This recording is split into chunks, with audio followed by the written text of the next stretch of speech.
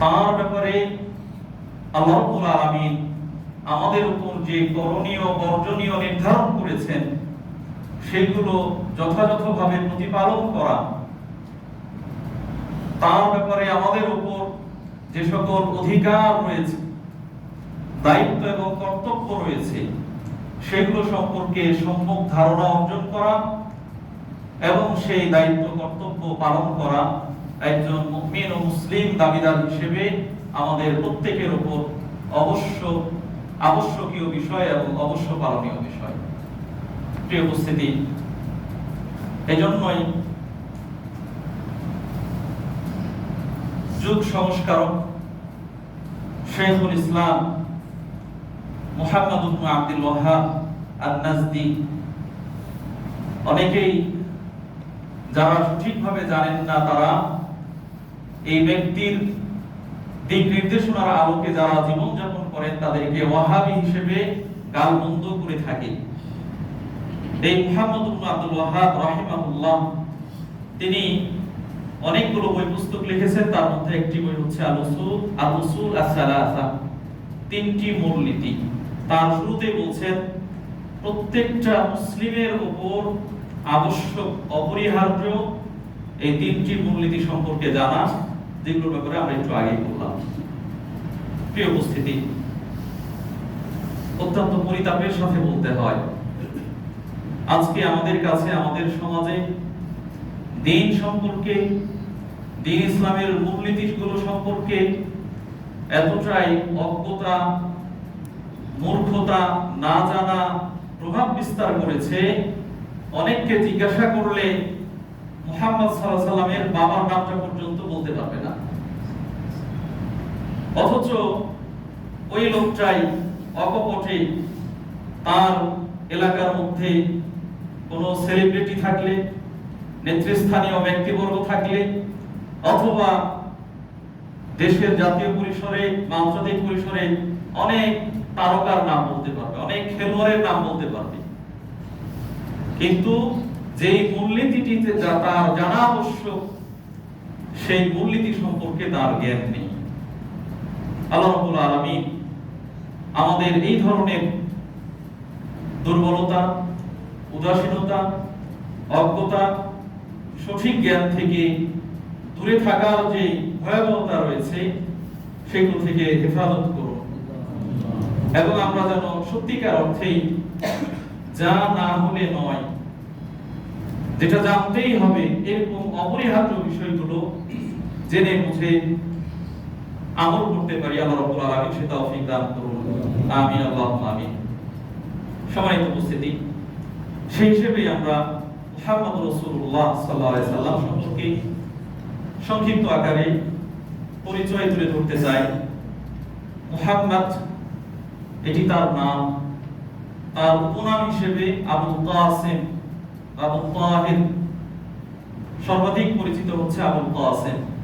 তার বাবার নাম হচ্ছে আব্দুল্লাহ, দাদার নাম আব্দুল মুত্তালিব, বাবার দাদা বা দাদার বাবার নাম হচ্ছে হাশিম। এইভাবে পর্যায়ক্রমে বংশানুক্রম ইব্রাহিম আলাইহিস সালাতু ওয়াস সালাম পর্যন্ত পৌঁছেছে। একসাথে বললে আবুল কাসিম মুহাম্মদ ইবনে আব্দুল্লাহ ইবনে আব্দুল মুত্তালিব ইবনে হাশিম ইবনে আব্দ মানাফ ইবনে কুসাই ইবনে কিলাব, এইভাবে উপর দিকে যেতে থাকবে। এই মহান ব্যক্তিটি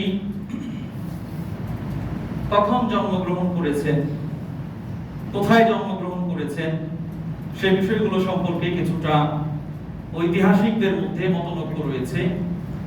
তবে তিনি আরবদের মধ্যে সবচেয়ে বিখ্যাত যে বংশ, গোত্র কুরাইশ, সেই কুরাইশ গোত্রে জন্মগ্রহণ করেছেন।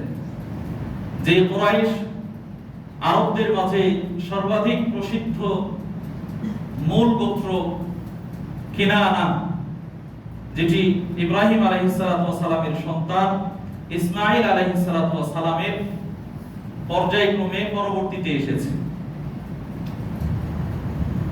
আবার কুরাইশদের মধ্যে সর্বশ্রেষ্ঠ শাখা হাশিমি শাখা, সেই শাখায় তিনি জন্মগ্রহণ করেছেন।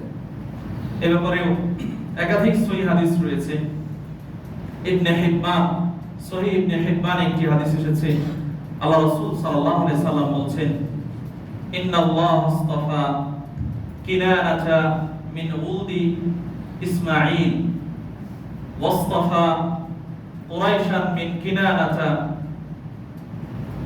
ওয়াস্তাফা হাশিমান মিন কুরাইশিন ওয়া আনা মিন হাশিমিন ফাআনা সাইয়্যিদু উলদি আদম ওয়ালা ফাখর ওয়া আনা আউওয়ালু মান ইনশাক্কু আনহু আল-কবর ওয়া আনা আউওয়ালু শাফি'in ওয়া মুশাফফি'in।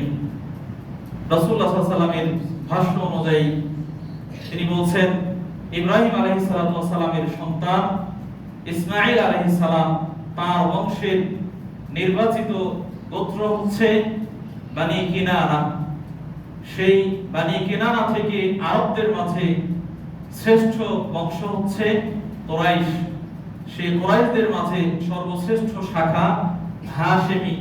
আমি সেই হাশেমি শাখার সন্তান, অতএব আমি আদম সন্তানের নেতা।